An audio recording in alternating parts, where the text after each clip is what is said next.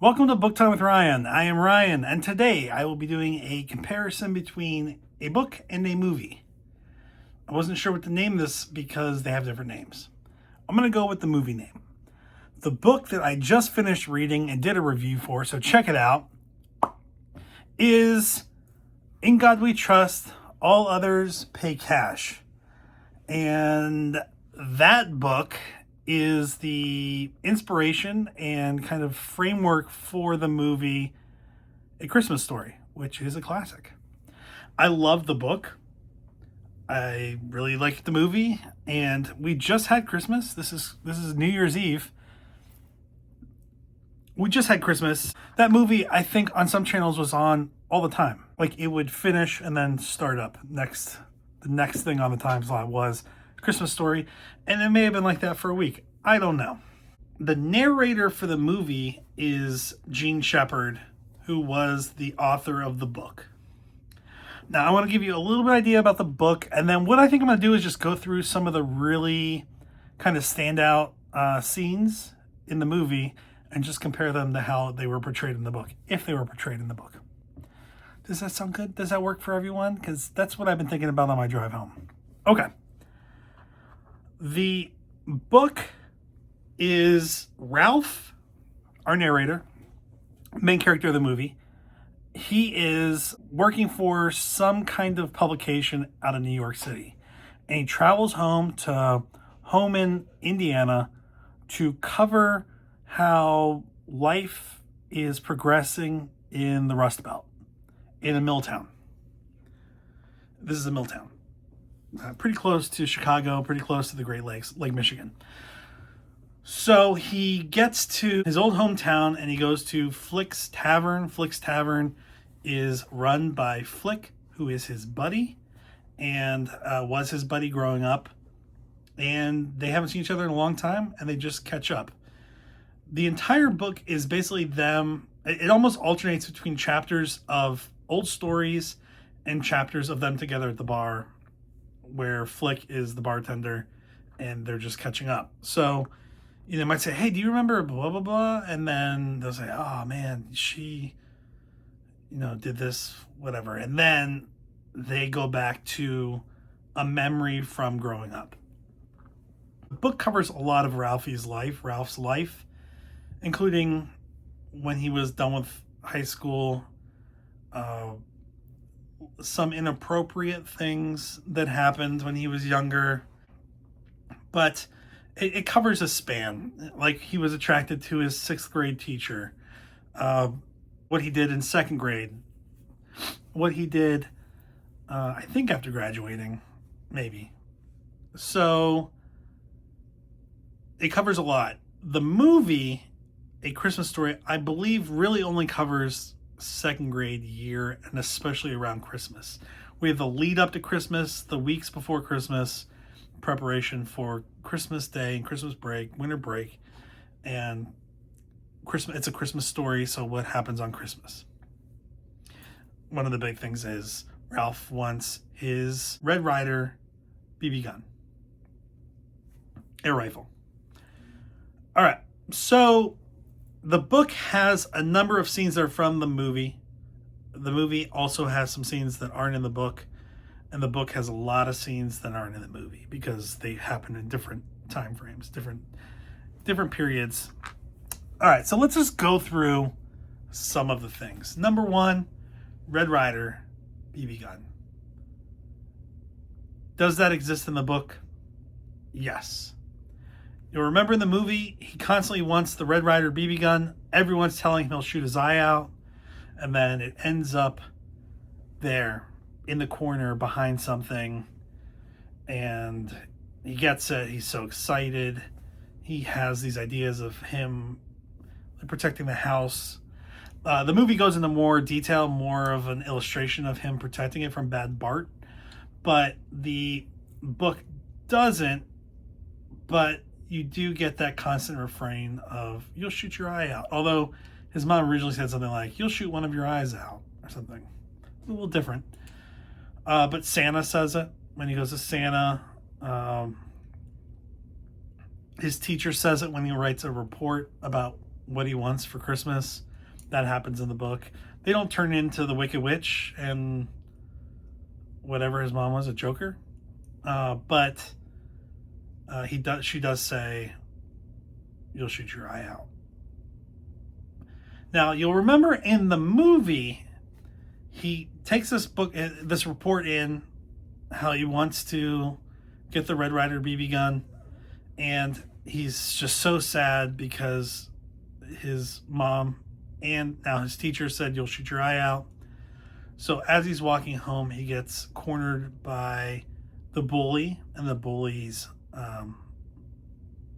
assistant little bully dressed like a man, and they start to pick on them, and then Ralph goes off and just beats the shit out of him. That happens in the book, but it doesn't happen then. It happens, I think, in the summer or something. It's basically Ralph and his brother Rand, they're walking back, kicking rocks, and as they're kicking a can, but they're kicking something. As they're doing that, whatever his name is, I think his last name's Dill, maybe, or Gil Dill. He trips Ralphie, and Ralphie in the movie, he's like, "What? You gonna cry? Cry? Way, you gonna cry?" That doesn't happen in the book. He just flips a switch, and he calls himself a Tasmanian devil. He says there's this great intro before the fight happens where he's talking about how people have this animal inside them and they don't know how close it is to getting out and killing. And he experienced it at this time when he was a kid, because in modern time they ran into that kid again, and now he's an adult at the bar. So that's what brought up the story. So Ralphie jumps him, and he's saying bad words, and he's beating him up. They roll around a little bit on each other, but he's grabbing his head and smashing it into the ground and stuff, and this kid's all bloody. I get the feeling in the book it was a little more violent. So he's cursing, and his mom comes up and hears him, and he's scared that his dad's going to be mad. It's kind of the same thing that happens in the movie where Randy's like, "Daddy's going to kill Ralphie." But he doesn't.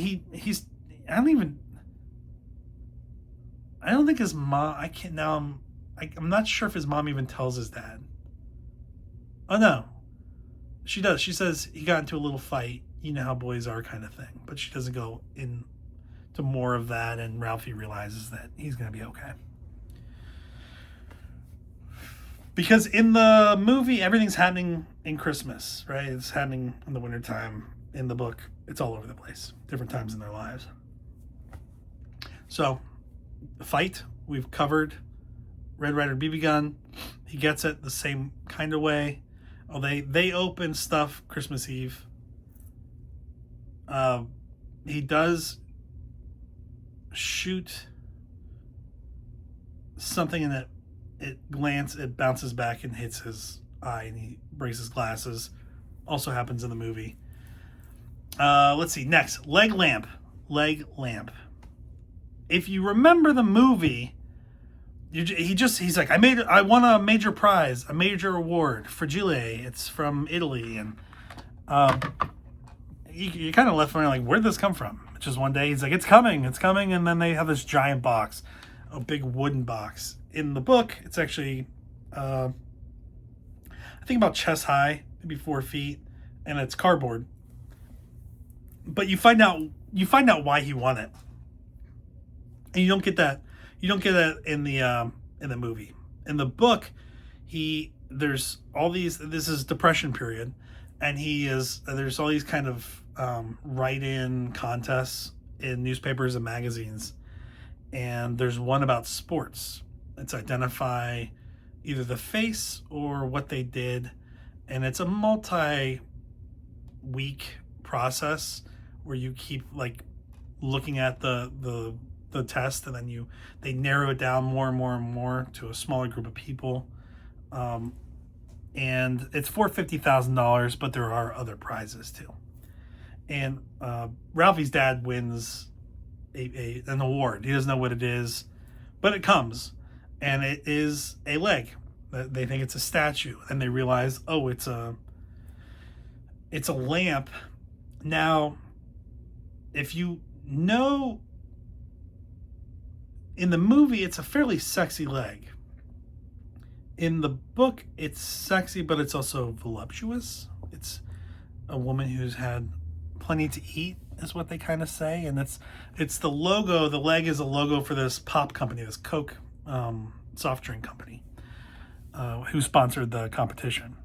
So they get it. It has it's slightly different the way it's described. Also, like in the movie, it's like a golden lace lampshade. In the book, it is like light pink. It has two modes. It has like illuminate the whole room mode and then like reading mode. He puts it in the front, same kind of thing. But it's up there for months. And his mom, Ralphie's mom, hates it. They kind of go back and forth, turning it off and on. You kind of see that in the movie, but it's over a longer period of time. And then she knocks it over. He's in the bathroom when she knocks it over. He's not working on the furnace like in the movie where he comes up and he's like, what was that? He's in the bathroom. He comes in, drops his towel. He's completely naked and he's so angry. And they don't talk to each other for like 3 days, he and his wife. And then eventually they do, and they get along again. So that is the difference there. I thought it was more complete, more realistic in the book. Not huge differences though. What else? The licking the pole scene. The kid's tongue, I think it's Schwartz or whatever, gets his tongue stuck on the pole, does not happen in the book. Santa Claus.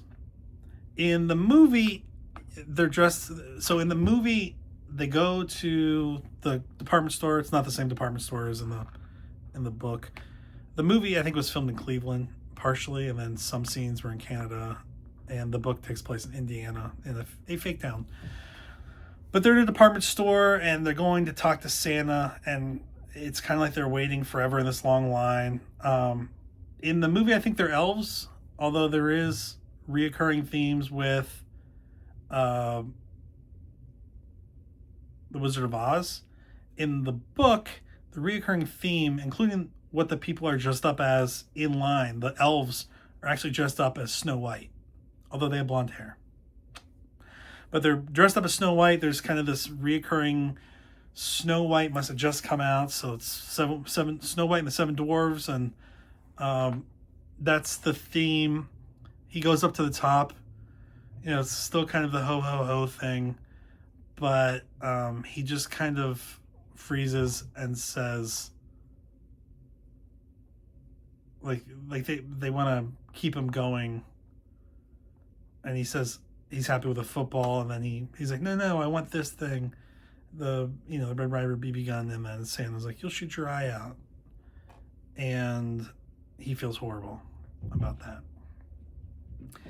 It's not, I mean, there are people screaming, but it's not like, ho, ho, ho, stuff that happens in the movie where you're kind of like, this is a scary situation. And I think they actually combine the Santa scene with Magic Mountain from the World Fair in Chicago scene, because there's Magic Mountain where they go up and then they get thrown basically into this slide, this dark hole, and they're all scared, and like at some point one of the people working there is like, keep moving, kid, you're holding up the line, or something, which is like what the what the elf says in the Santa scene. So I think they've kind of combined those two.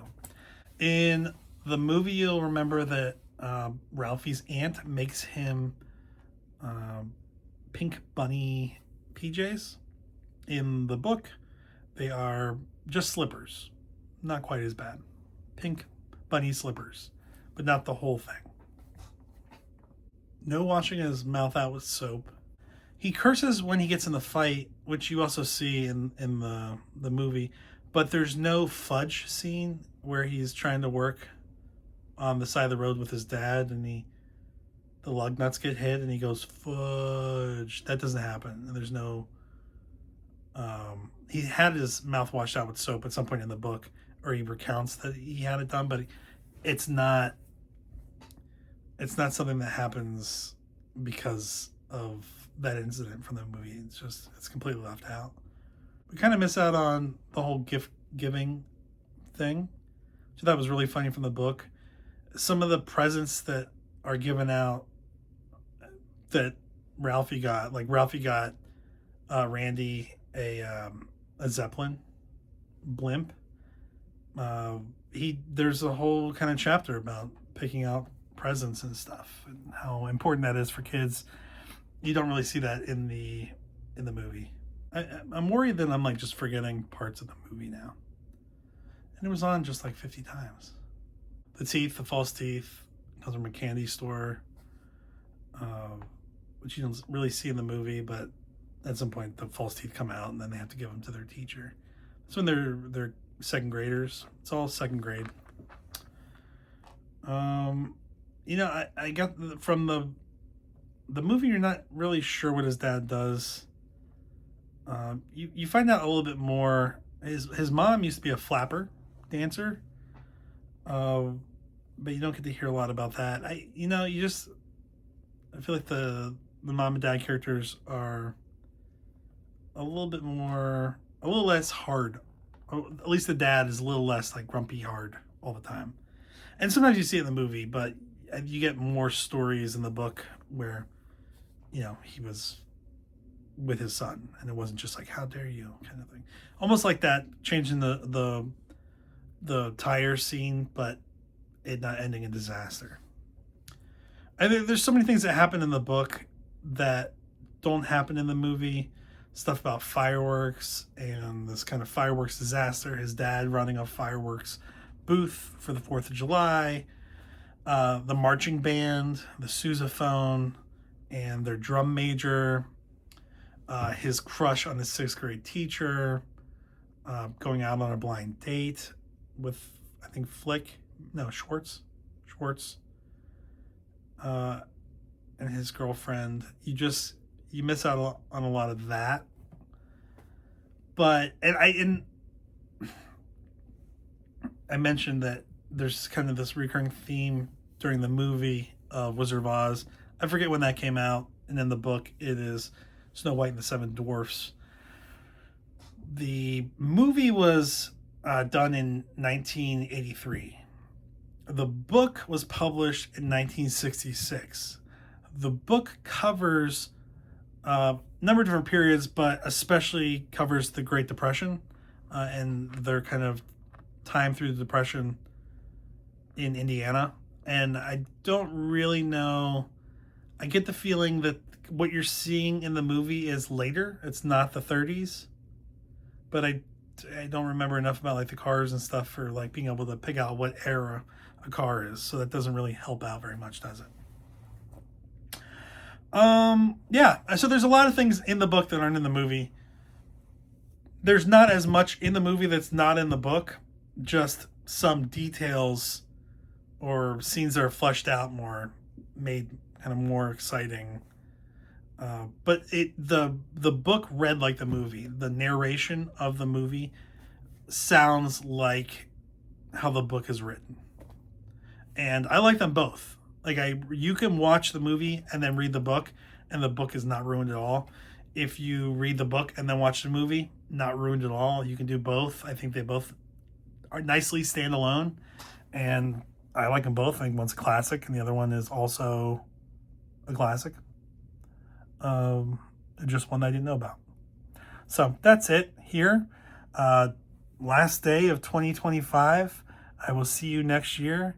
And thanks for being here this year. And I have some more videos coming up, including the end of 2025 top 10 list, which I won't wait 6 months to do late. I will do it in the next week. First week of January, I will definitely do my top 10 books of 2025. I promise. Maybe by this weekend. So that's it. Happy New Year's, and I will see you in 2026. Bye.